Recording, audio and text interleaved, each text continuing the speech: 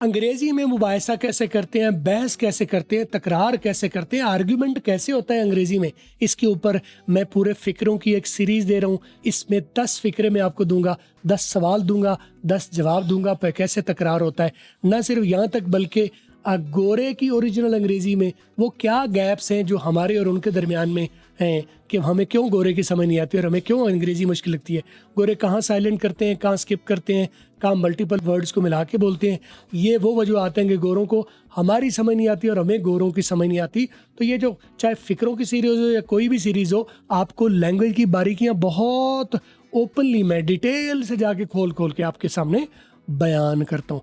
आपको सिर्फ हौसले से बैठना है 10 मिनट 20 मिनट मेरे साथ, और आप देखिए अंग्रेज़ी के मामले में आपकी ज़िंदगी में क्या कमालात आने वाले हैं। और ये वीडियो आप ऐसे देख रहे हैं तो बहुत अच्छा है, लेकिन अगर ऊपर प्ले लिस्ट से देखोगे तो एक तरतीब से एक पूरी लिस्ट आ रही है जिसमें इस तरह की बहुत सारी चीज़ें आपको मिलने वाली हैं। मैं हूँ अकमल अंग्रेज़ी वाला।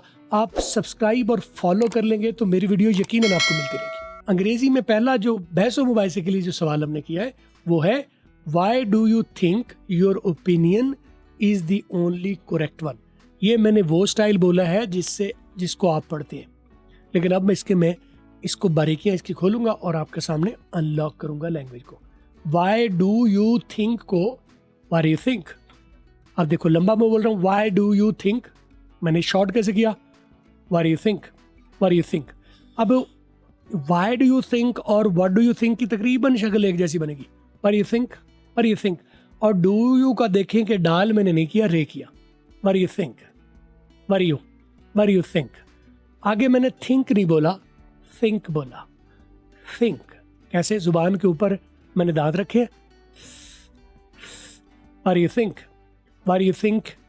अब अच्छा थे नहीं बोलना, अब जो थे बोलते हैं वो गलत तो मैं नहीं कहूँगा लेकिन सही नहीं है। थिंक होना चाहिए या थिंक होना चाहिए, ते तितली वाला।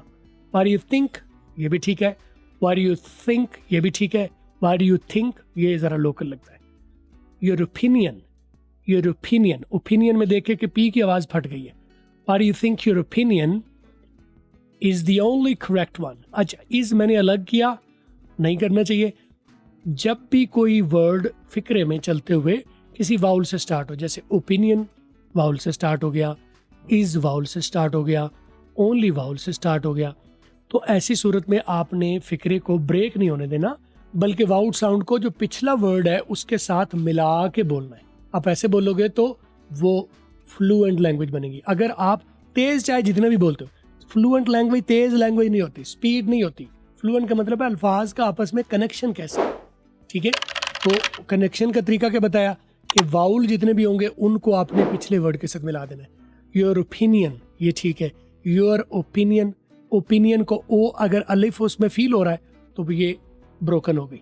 योर ओपिनियन ये ठीक है, योर ओपिनियन इज ये ठीक है, योर ओपिनियन इज अगर ई ये वाली आवाज आ गई तो ब्रेक होगी।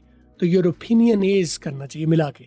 और you think your opinion is the only, the only नहीं, दी ओनली, दी और ओनली को मैंने करेक्ट किया है, सेपरेट नहीं किया, the only correct one.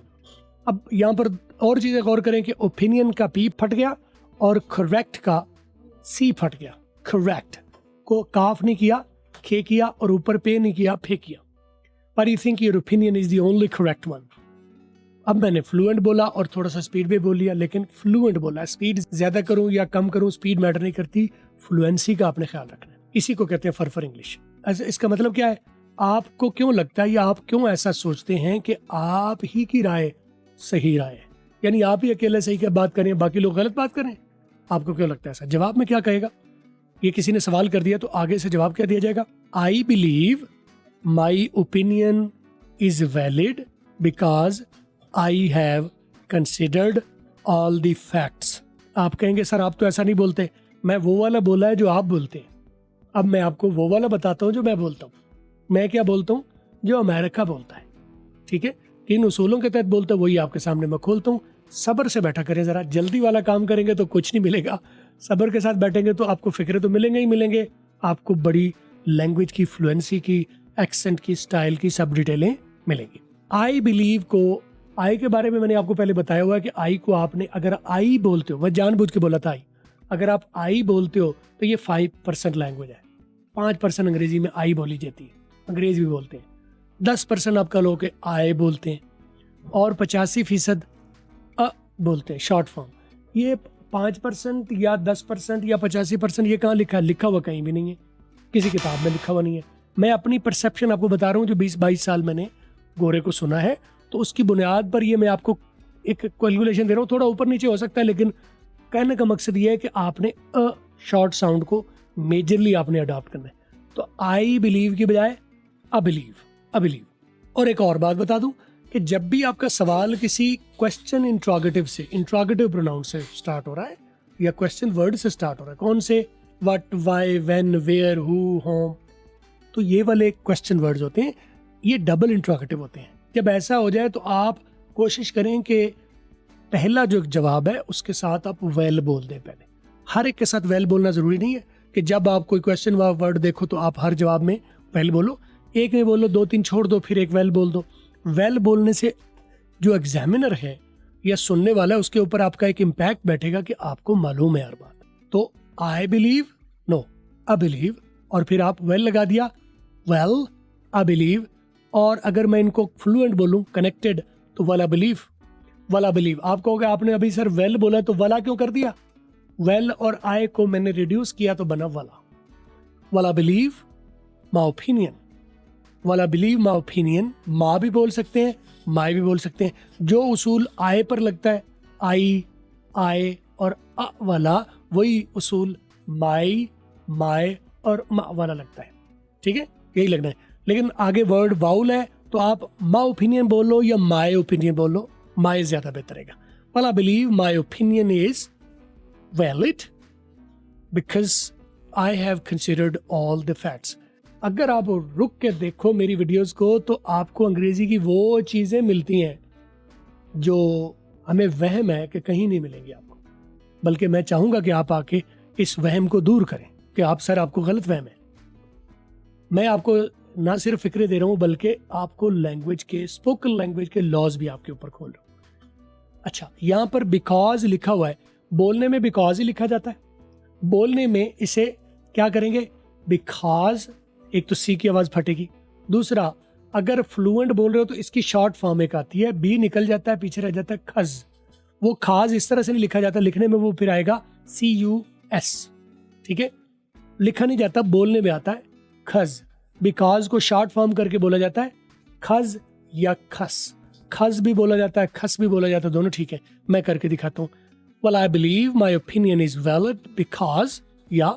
Well, I believe my opinion is valid because I, देखिए खज कर दिया, because I have, I को मैंने आ कर दिया, because I have considered का सी ब्लास्ट कर दिया, all the facts। मैं all बोलूं तो ब्रिटिश बोल रहा हूँ, all बोलूं तो अमेरिकन बोलूं, the facts। Well, I believe my opinion is valid because I have considered all the facts, right? अच्छा, वेल का मतलब होता है अच्छा। मैं समझता हूं कि मेरी राय दुरुस्त है क्योंकि मैंने तमाम हकायक पर गौर किया। मैंने अच्छी तरह गौर व खोज करने के बाद ये बात करूं। We are about to hit 1 million followers on TikTok और इसकी खुशी में हम 100 स्टूडेंट्स को एंटरटेन करेंगे हमारी लाइव क्लासेस में और हमारे वीडियो कोर्सेज में। तो आई होप आपने ऑलरेडी फॉलो किया हुआ है, तो you have a chance to get into this 100 students list जिनको मैं फ्री सिखाऊंगा मुकम्मल कोर्स। और अगर आप पहले नहीं हैं तो देर न कीजिए, अंग्रेजी वाला लिख के सर्च कर लो या आपको लिंक नीचे मिला हुआ है। तो मैं 8 लाख 9 लाख के करीब ऑलरेडी हूँ। वो वाला चैनल आपने फॉलो करना है, कोई और ना फॉलो करते फिर ना, फॉलो कर लो। और इंशाल्लाह बहुत जल्द जैसे ही हम 1 मिलियन को हम हिट करते हैं तो हम लकी ड्रॉ करेंगे और उसकी वीडियो भी डालेंगे ताकि आपको नाम आपका अनाउंसमेंट हो जाए। विनर्स की लिस्ट वेबसाइट पर आएगी www.theskillsearch.com। पहले फॉलो कर लो और फिर नज़र रखना वेबसाइट पर ताकि आपका नाम वहाँ पर आप काउंट्स कर सको कि आप विन हुए। इंशाल्लाह विन करो। फॉलो ज़रूर कर लो, फौरी कर लो। आई एम अंग्रेजी वाला, follow for more. Question number 2 है बस, बल्कि ये है, can you provide evidence to support your claim? Local वाला। अब चलते हैं गोरे की तरफ। कैन यू को रिड्यूस करके खयू, नून को ना कर दोगे। कैन यू प्रोवाइड प्रोवाइड नहीं, प्रोवाइड, रे कहीं दब गया है। कहीं प्रोवाइड एविडेंस, प्रोवाइड एविडेंस। अब एविडेंस वाउल से स्टार्ट हुआ है तो मुझे प्रोवाइड के साथ मिला के बोलना चाहिए। उसूल यही है, ब्रेक भी कर लें तो मसला नहीं है, लेकिन उसूल आपको बता दिया कि provide evidence to support, support, support नहीं सपोर्ट, पी फटेगा, your claim, your claim, your claim, your claim या योर क्लेम, यूर रे कोशिश करें ना बोले। क्या आप अपने दावे की हिमायत के लिए सबूत फराहम कर सकते हैं? जो आपका दावा है उसको साबित करने के लिए सबूत देना पड़ेगा ना आपको। जवाब yes, I have several documents that support my claim, आप वाला स्टाइल। अब मेरे की तरफ चलते हैं। Yes, I have several, I have several documents, documents या डॉक्यूमेंट्स। डॉक्यूमेंट जो आप बोलते हैं डाकू डाकू, ये हमारे यहाँ डाकू होते हैं, उनके अंग्रेजी के डाकू इस तरह नहीं होते। तो ये है डॉक्यूमेंट। जब मैं डा बोल रहा हूं तो मैं अमेरिकन बोल रहा हूं, क्योंकि ओ की आवाज अली मदा कर दी जाए तो ये अमेरिकन लैंग्वेज हो जाती है। डा सी की आवाज फटेगी, दोनों में ब्रिटिश अमेरिकन में। मेंस में टी की आवाज फटेगी। डॉक्यूमेंट्स, तो ये अमेरिकन बोल रहा हूं। अगर ओ को ओ ही रहने दूं, डॉक्यूमेंट्स, तो ये ब्रिटिश हो जाएगा। Yes, I have several documents that support my claim. Support, support, ठीक है। ऊपर पीछे भी हमने सपोर्ट के बारे में बात कर दी, सपोर्ट बोलना है। My claim या McClaim, वो जो आई के ऊपर मैंने बात की थी कि आई 5%, आई 10% और 85%, तो ये माई के बारे में भी अभी मैंने बात की कि माई के ऊपर भी सेम वही रूल लगता है। माई ओपिनियन 5% या my claim 5%, my claim 10%, McClaim ये 85%। क्लेम, ये लाम का भी थोड़ा सा रोला है, किसी और वीडियो में कर लेंगे, लंबी हो जाएगी ना, आप थक न जाए। मैं तो घंटों का वीडियो करूं एक एक फिक्रे पर, right. Yes, I have several documents that support my claim. जी हाँ, मेरे पास कई दस्तावेजात हैं जो मेरे दावे की हिमायत करती हैं। फिक्रा नंबर 3 हमने किया है, why is this issue so important to you, है आप वाला। अब गोरे क्या करते हैं, why is this, why is this, why is this. अब देखो, वाई इज दिस मैंने नहीं किया, वाई इज दिस, इज क्योंकि ऐसा क्यों किया कि मैंने बताया वाउल अलहदा नहीं करना, पिछले वर्ड के साथ मिला। इज को वाई के साथ मिलाएंगे तो बनेगा why's, why is this, why is this. अब इज और दिस और ज ये मिल गया, तो is this, is this, is this नहीं किया, is this, why is this, why is this, why is this issue, why is this issue करें, वाई इज दिस इशू कर लेंगे, मेरे पीछे करें, why is this issue, so नहीं करना, सो ऐसा क्यों है। ओ पर जब वर्ड खत्म होते हैं तो ओ को आपने गोल करना है, जैसे सो, नो, और कौन से वर्ड बनते हैं और मेरे ज़हन में नहीं आ रहे। बहरहाल बताना मकसूद ये था कि अगर ओ पर वर्ड खत्म हो तो ओ को ओ नहीं रहने दो बल्कि राउंड करो। Why is this issue so important to you, to लंबा ना करें, टू करें, टू। ये टू और फार पर दोनों पर एक रूल लगता है, बताया हुआ बहुत मरतबा, फिर मेरी दाढ़ थले आएगा, फिर बता दूंगा। मैं असल में बता तो यहाँ भी सकता हूँ, लेकिन इतने ज़्यादा फिक्रे हैं तो लंबा ना चला जाए, इसलिए मैं रुक जाता हूँ आपके लिए। इसका उर्दू करते हैं, ये मसला आपके लिए इतना अहम क्यों है, ये मसला जो आप डिस्कस करें इतना अहम क्यों है। जवाब में क्या कहेंगे, it's important to me because it affects my daily life significantly. ये थोड़े वाली अंग्रेजी। अब मेरे वाली अंग्रेजी की तरफ आते हैं। इट्स इम्पॉर्टेंट, इस ये इट इज को रिड्यूस करके लिखा गया इट्स, लेकिन बोलते वक्त उसका टी फिर निकाल दिया जाएगा, पीछे रह जाता है इस इम्पॉर्टेंट। अब इम्पॉर्टेंट फिर वाउल से स्टार्ट हुआ, रूल आपको पता है ना, पिछले वर्ड के साथ मिला के बोलेंगे।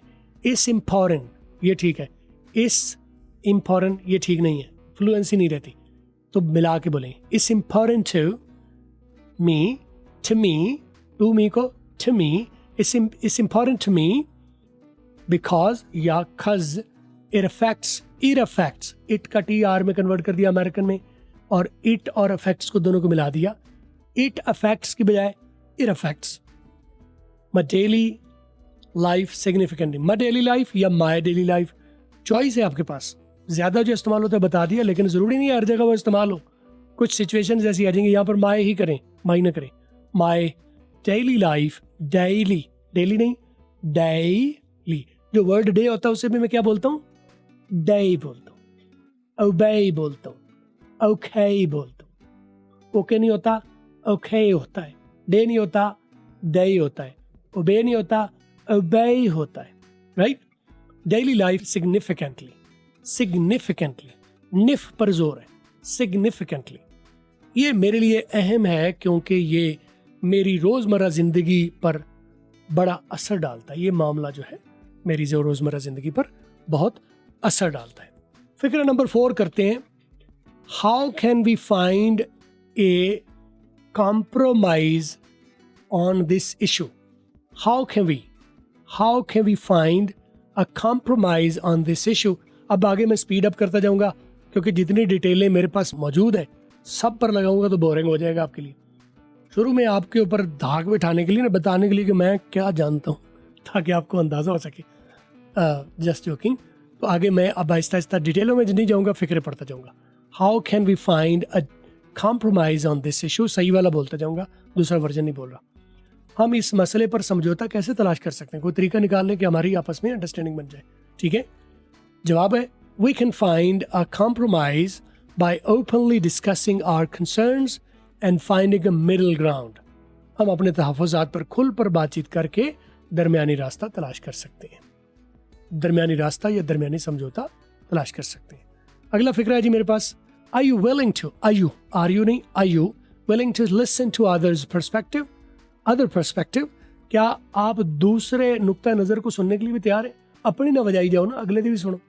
हम कहते हैं ना, क्या आप अगले की मेरी भी सुनेंगे कुछ? हम अक्सर कहते हैं ना, मेरी भी सुनेंगे कुछ, आप अपनी सुनाई जा रहे हो। Are you willing to listen to other perspective? ठीक है, तो जवाब इसमें वेल नहीं कहना आपने, क्योंकि हेल्पिंग वर्ब से सवाल स्टार्ट हो तो वेल आपने नहीं कहना। तो यहाँ सीधा सीधा यस नो करेंगे। Yes I am open, yes I am open, yes I am open, ये भी ठीक है। Yes open, yes I am open भी कर सकते हैं। यहाँ पर कॉमन लिखने में आया, बोलने में ना भी करें तो ठीक है। Yes I am open to hearing different perspectives and considering them. जी हाँ, मैं मुख्तलिफ नुक्ता नज़र सुनने और उन पर गौर करने के लिए तैयार हूँ। What do you hope to achieve by continuing this argument? What do you hope to achieve? क्या उम्मीद है आपको? क्या हासिल कर लेना चाहते हैं? किस चीज़ को हासिल करने की उम्मीद है? By continuing this argument, इस दलील को जारी रख के, इस मुबाहिसे को जारी रख के आपको क्या हासिल करना है? आपने इसमें से क्या निकालना है? आपने ये लड़ाई लड़के आप क्या निकालना चाहते हैं? इसमें से क्या चाहिए आपको? इसमें से क्यों लड़े जा रहे हैं? जवाब, I hope to reach a better understanding and find a solution to the issue. I hope को I hope to reach a better को मैंने क्या किया? better understanding कर लेंगे। better understanding and find a solution to find D हट गया, कैसे हटा मुझे नहीं पता। फ्लो में जो चीज़ें अटकन करती हैं वो निकाल दी जाती हैं। मैं जानबूझ के नहीं निकाल रहा, क्योंकि मैं सुन के मेरे अंदर भी वो गोरे वाली अंग्रेजी पक गई, तो आपने भी सुन के पका लेनी। राइट, सुना करें अंग्रेजी।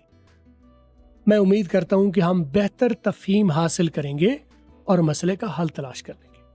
नंबर 7 पर रखा है, do you think you might be misunderstanding my position? आपको लगता नहीं है कि आप मेरे मौक़िफ़ को गलत समझ रहे हैं? क्या आपको लगता है कि आप मेरे मौक़िफ़ को गलत समझ रहे हैं? मैं जो कहना चाह रहा हूँ गलत तो नहीं समझ रहे आप? इट्स पॉसिबल, पॉसिबल है तो क्या करेंगे? पॉसिबल, इट्स पॉसिबल, इस पॉसिबल, टी निकाल दो। इस पॉसिबल, इट इज पॉसिबल को इट्स पॉसिबल, और उसको मजीद आगे इस पॉसिबल, लेट्स क्लैरिफाई, टी फिर निकल गया। ये टी के दुश्मन हो गए हूँ मैं, पता नहीं क्यों। इट्स में भी टी निकाल दिया, लेट्स में भी टी निकाल दिया। सर आप खाए क्यों जा रहे हैं? मैं नहीं खाए जा रहा, गोरे को सुना है, हमेशा ऐसा सुना है, आपके सामने प्रेजेंट करता हूँ।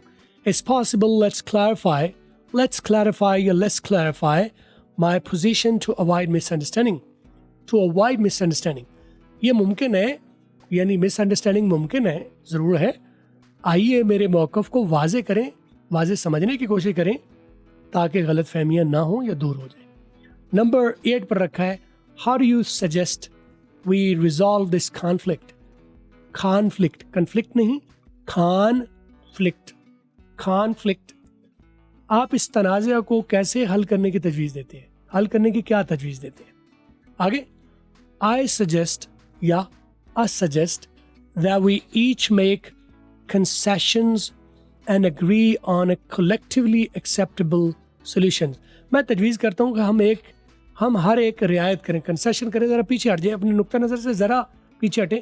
अगर हम दबा कर रखेंगे नहीं जी मैं 1 इंच पीछे हटने तो फिर लड़ाई है। तो लड़ाइयाँ या आर्ग्यूमेंट्स को हमेशा एक कदम दोनों पार्टियों को पीछे हट के ही उनको एमिकेबली, रजामंदी से हल किया जा सकता है। तो वो कहता है कि हमें कंसेशन करनी चाहिए, we should go one step behind, we should go one step, retrieve one step behind, go one step back या retrieve one step, we should retrieve back. ये भी कह सकते हैं कि हमें थोड़ा पीछे हट जाना चाहिए ताकि हम मामलात को बेहतर तरीके से, बाहमी तरीके से हल कर सकें। नंबर 9 पर रखा है जी, what are your main concerns about this issue. तो कैसे करेंगे? what are का what are your main concerns, खन सी फट गया, ER की आवाज अली मदा हो गई। what are your main concerns about this issue, इस मसले के बारे में आपके बुनियादी खदशात क्या हैं? जवाब, my main concerns are the impact on our budget and long-term consequences। impact को मीम पर जोर दे दिया। impact on our budget, our को आ कर दिया, अना बजट, ये ऑन आ को अना budget and long term consequences. मेरे बुनियादी खदशात मेरे बजट पर असरात और तवील मुद्दती नताइज हैं। मेरे खदशात हैं कि बजट पर असरात न पड़े और तवील मुद्दती नताइज क्या मिलेंगे इस मामले में। आज की वीडियो का आखिरी फिक्रा मैं बनाता हूँ नंबर 10 पर, how can we avoid expending this argument further. How can we avoid, हम कैसे बच सकते हैं एक्सपेंडिंग, फैलाव से, दिस आर्ग्यूमेंट, इस मुबाहिसे को मजीद, हम इस बहस को मजीद बढ़ने से कैसे रोक सकते हैं। How can we avoid expending this argument further. जवाब, वी रिमेन calm